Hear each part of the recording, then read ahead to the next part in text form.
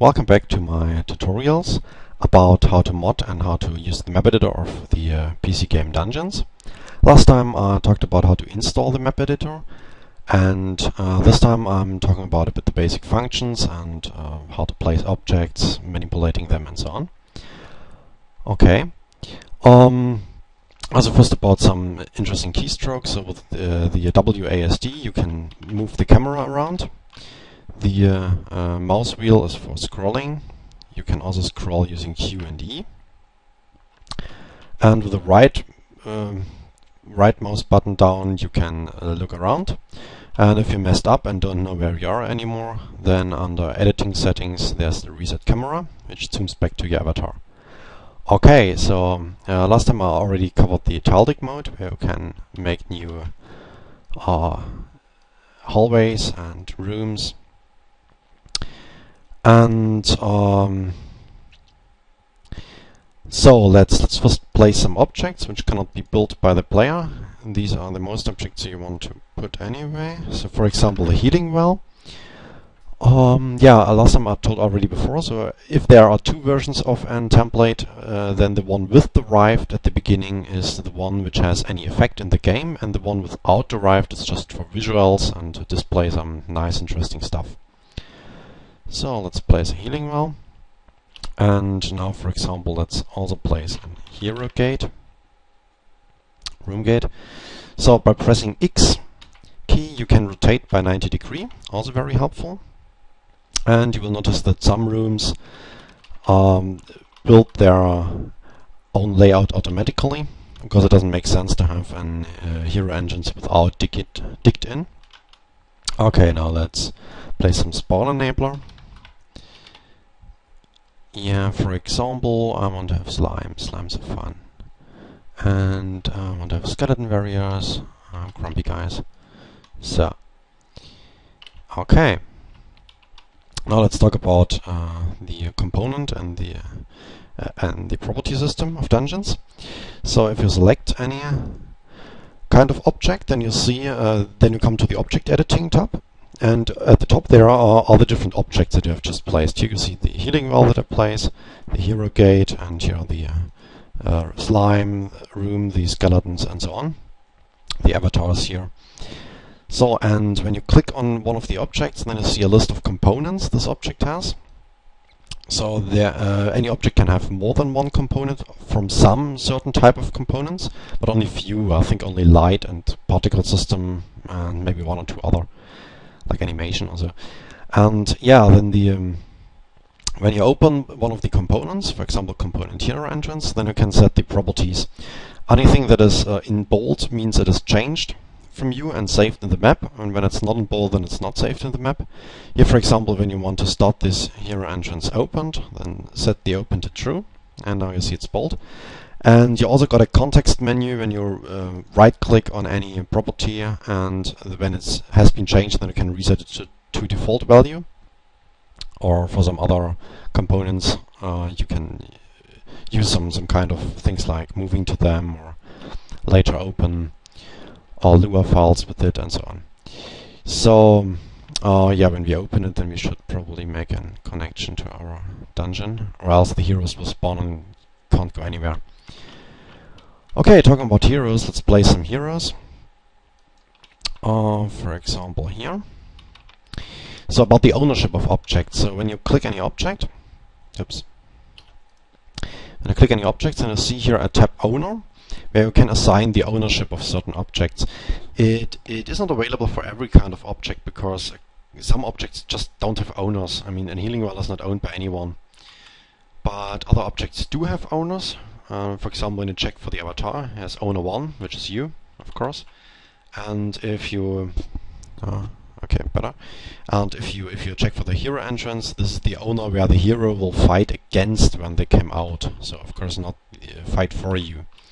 So this is also a remarkable distinction when you place heroes in the map. For example, let's place an adventurer. Let's use the female version. So here's the adventurer. And you see it has an owner of 100, which basically means that he is owned by the hero faction and not by any player. Because if it would be player 1, then you would own the hero and he would not fight against you. So, okay, a couple of components maybe. So you have the component fight participant, which is for everyone who participates in any fight. Where you have things like where's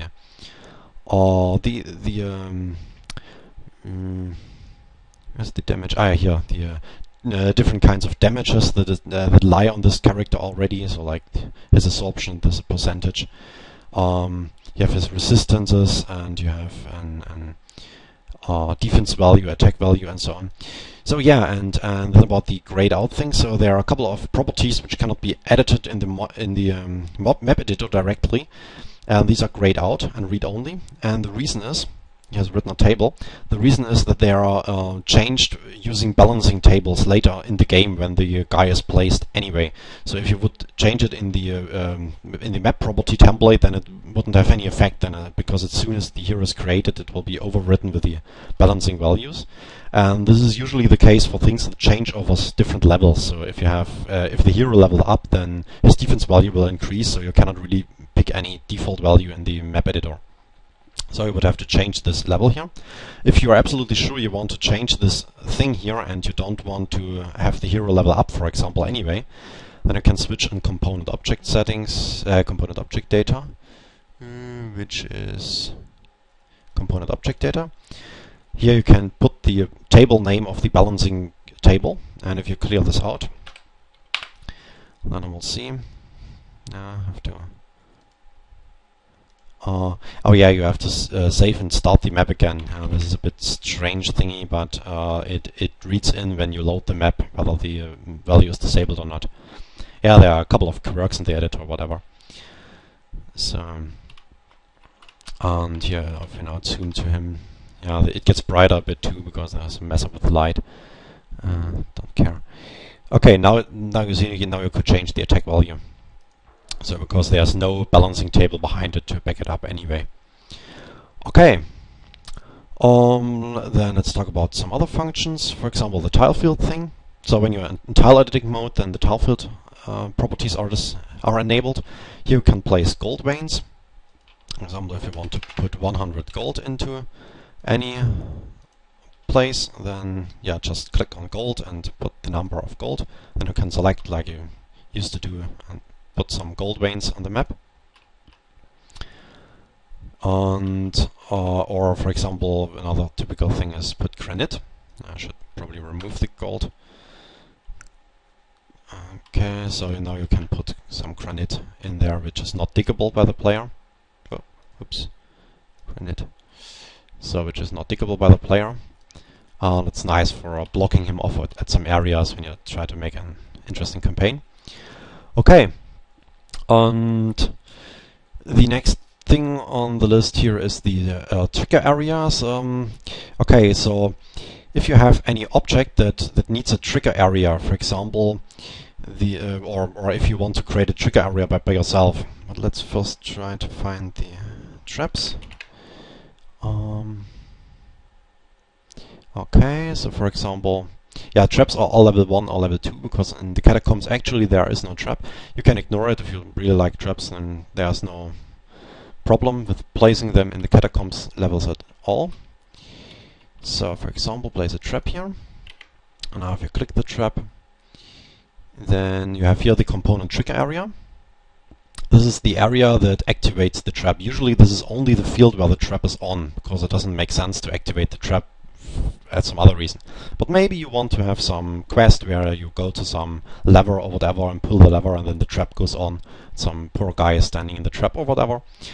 So then you first have okay, so first you have to create something with a trigger area in it, or create a trigger area by yourself. I'll cover this later.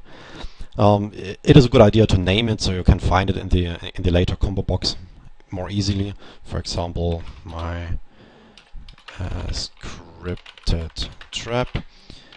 Okay, now in the tile field settings, enable the tile mode, and now in the trigger areas you will find oh, it doesn't display the name, but there's two versions of it.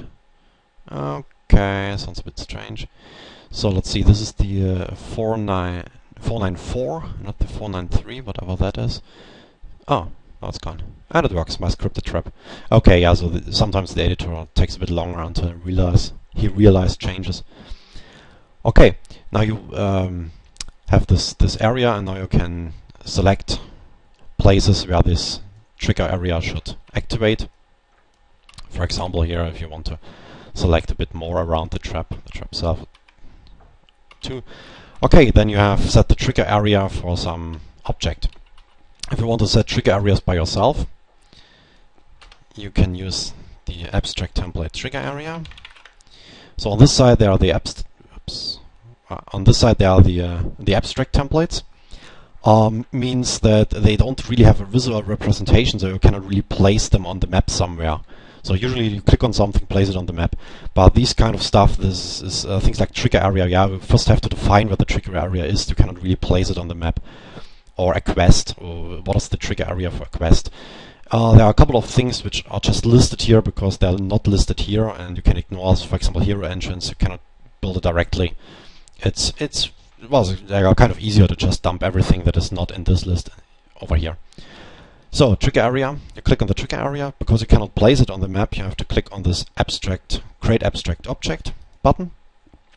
And yeah, now you see you created a trigger area which only contains of the object data, which every object has, and the trigger area. So now you have created a pure trigger area only usable for scripting. For example, when you want to do something when you enter some place.